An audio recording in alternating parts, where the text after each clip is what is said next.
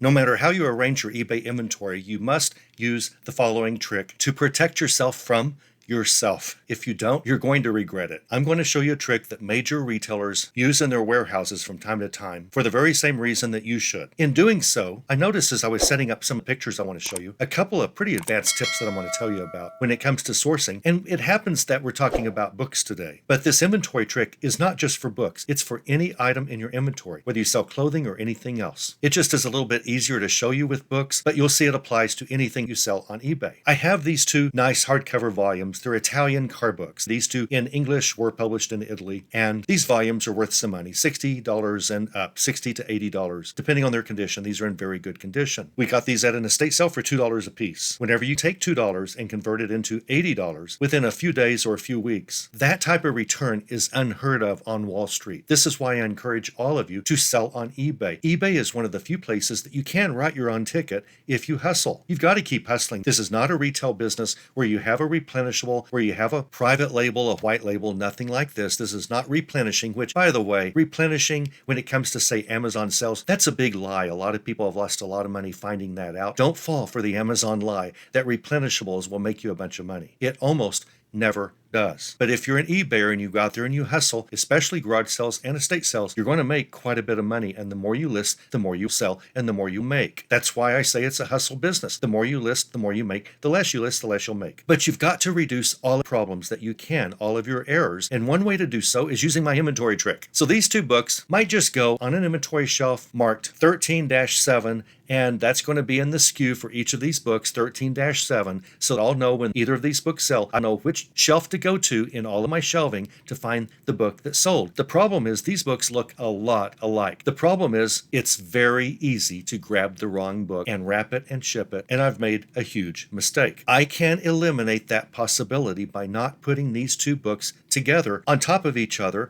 or even on the same shelf, or even on the same set of shelves, or even in the same room. It would be smarter for me to store one of these books on shelf 13-7 or whatever I said that was, and to store the other book on a completely different shelf, perhaps in a completely different room, say shelf number 1-4. Here I have the book amidst a whole bunch of books that have nothing to do with Italian cars or Italian car makers, and none of these books have much to do with each other, although they do happen to be engineering books, but they don't really look like each other. Their titles are not similar, their authors are not similar, they're not similar books, they're very different. Therefore, when one of these Italian books sell, I'm going to look at my sold list, and it's going to say go to shelf 13-7, and it's going to be whichever one of these I put on shelf 13-7, and I'm going to grab it. I'm not going to grab the wrong one because shelf 1-4 is in another room somewhere, or at least not even close to this shelf in the same room. You would be shocked at how much this protects you from yourself. I promise you, you're going to grab the wrong item. I do it all the time. I almost ship the wrong items quite a bit, but not as much as I used to because I consciously make a decision. Every time I put something on an inventory shelf after listing it, I make a conscious decision to not have anything like it close by. This applies to anything. I'm not going to put two red flannel shirts near each other in my inventory. Now, in looking at that book, I noticed I've got the Happy Hollisters at Lizard Cove. Well, this book isn't worth a lot of money, but I have a bunch of them because it's a series. And I don't have the whole series, and it looked to me like it might be better to sell them individually. They're not worth a lot, but they cost almost nothing at a garage sale. Like, really, virtually nothing, statistically nothing. They were, for a set of 25 books, they were like a dime a piece or something. I mean, they cost zero, basically. And they all look alike, very easy to list and just change the title and pictures. Very easy to ship, just drop them in a bubble mailer. They're not very heavy, so the corners won't get bent, as would be on one of these heavier engineering books or a heavy Bible. You don't want to ship one of those in a bubble mailer, but a very lightweight book, you can, even if it's a hardback. So I have about 20 of these books, but notice there's only one on this stack, and there's only one in several stacks all over my inventory system on all of my shelves. If I have 20 of these Jerry West Happy Hollister titles in this series, then I've got 20 different places where I put this. This is going to save me from grabbing the wrong one. It will. I don't care how careful you think you are. You are not careful enough. You need to protect yourself from yourself. I've been in this business a long time. I've been a pretty heavy eBay seller for 27 years, full-time for about 6 or 7 years now, and I know what I'm doing. I had a syndicated newspaper column back in the 2009 era. I've sold several huge rare book collections over the years of collectors and dealers. I know what I'm talking about, and I know to be careful and always pull the right item, and I know that I won't always pull the right item. If it looks or is very similar to another one, right by it. I'm just going to pull the wrong one once in a while, and I don't want to do that. Neither do you. Don't ever put anything together like that. Now, there's something else that interesting about this stack. I said earlier it's got a lot of engineering books. It has you can barely see it up here, it has my Italian car book. It's got the Happy Hollister's book, kid's storybook from the 60s, I think. It's got a Bible, a living Bible, well, a paraphrased Bible. The Living Bible is not really a Bible. It's kind of a story made from the Bible. And as long as you know it's not truly a Bible, not truly based on God's word, literally, then okay, it's an okay book. But the rest of these are engineering books, fairly heavy advanced engineering books that I don't know anything about. Fundamentals of soil mechanics. I don't know anything about some fundamentals of soil. I have 2 university degrees, one in computer science, one I got a master's in business with an emphasis in corporate finance. I know a lot about math. I've taken a lot of engineering courses in my computer science classes. This was back in the day when computer science really was a heavy degree with a lot of engineering and math involved in it, and I can't figure out what this book on soil mechanics, I don't know anything about it, just full of all sorts of engineering calculations. This book on steel construction, ASD man, that's just a book of a bunch of tables. Basically, CRSI handbook is some sort of engineering handbook. I have a lot of engineering books, and my rule of thumb whenever I'm sourcing an engineering book is if it's old, like if it's from the 50s or back,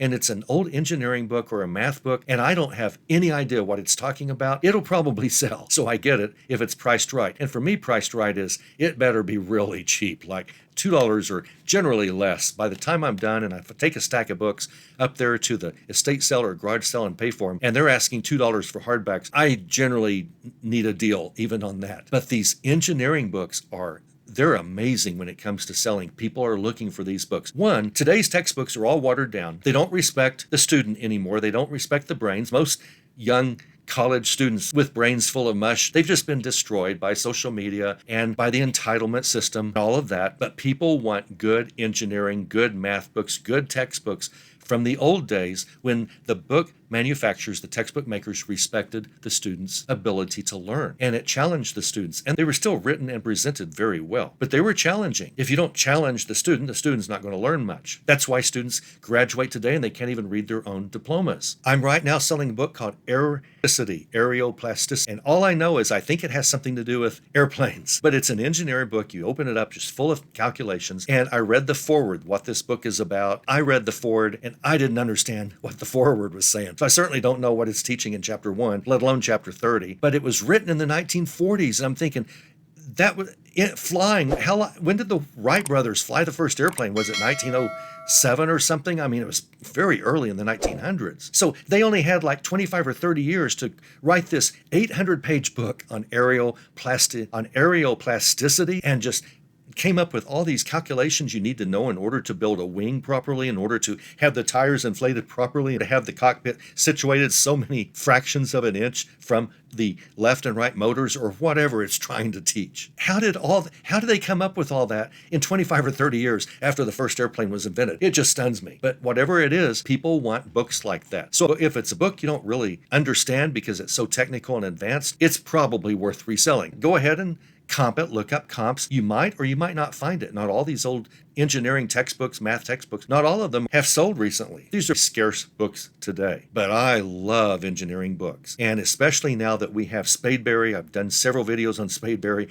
I don't have to know anything about aeroplasticity. I just take a picture of several of the opening pages and the cover information, and Spadeberry just tells my buyers what it's about. It's just an unbelievable tool, and all I have to do is take pictures and just touch up the listing and the item specifics, and it just creates listings for me. But even without Spadeberry, I would be buying all of these old engineering books I can find, especially from the 50s and earlier. You should too. You've learned a lot. What do you think about this video? You've learned a lot. Don't put like items together. Don't do that. Even if it's a series of books that obviously go together, if you're not selling them as a set, don't store them together. Finally, if you're outsourcing and you find old engineering books that you cannot understand for the life of you, grab them and sell them on eBay. You'll be amazed at how fast they go and how much they sell for. So tell me what you think. What other tips do you have for organizing your inventory? Again, this doesn't just apply to books when it comes to organizing your inventory to protect yourself from yourself.